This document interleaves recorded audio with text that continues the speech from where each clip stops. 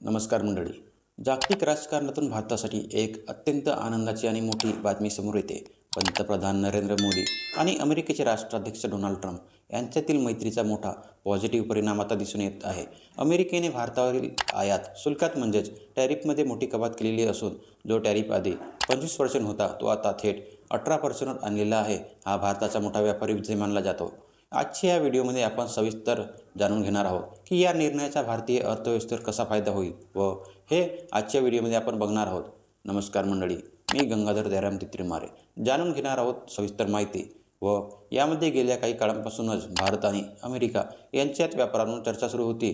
Trump प्रशासनाने America first धोरण राबवताना अनेक देशांवर कडक टॅरिफ लावलेले होते, पण भारतासोबतच्या या विशेष संबंधामुळे यामध्ये मोठी शिथिलता देण्यात आलेली होती व 25% वरून 18% आलेली ही घट म्हणजे भारतीय उत्पादनांना अमेरिकन बाजारपेठेत आता स्वस्त दरात एंट्री मिळणार आहे.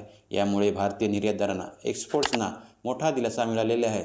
मोदी ट्रम्प मैत्रीचा फॅक्टर याला केवळ व्यापारी निर्णय म्हणता येणार नाही, तर हा मोदी ट्रम्प यांच्यातील वैयक्तिक केमिस्ट्रीचा विजय मानलेला आहे. जागतिक मंचावर भारताचे वाढते वजन आणि अमेरिकेला भारताच्या रूपात असलेला विश्वासू मित्र यामुळेच ही ग्रेट डील शक्य झालेली आहे.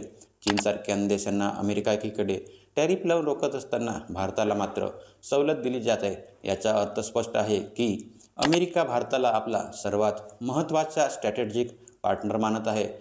कोणत्या क्षेत्रांना फायदा होईल हे आता आपण बघणार आहोत. या निर्णयांमुळे मुख्यत्वे खालील म्हणजे स्टील आणि ॲल्युमिनियम उद्योग भारताची ही उत्पादने अमेरिकेत स्वस्त होतील व IT सेक्टर व्यापार सुलभ झाल्यामुळे सेवा क्षेत्राला बळ मिळेल आणि कृषी उत्पादने म्हणजे भारतीय शेतीमालालाही मोठी बाजारपेठेत उपलब्ध होईल व रोजगार निर्मिती निर्यात वाढल्यामुळे भारतात रोजगाराच्या नवनवीन संधी निर्माण होतील.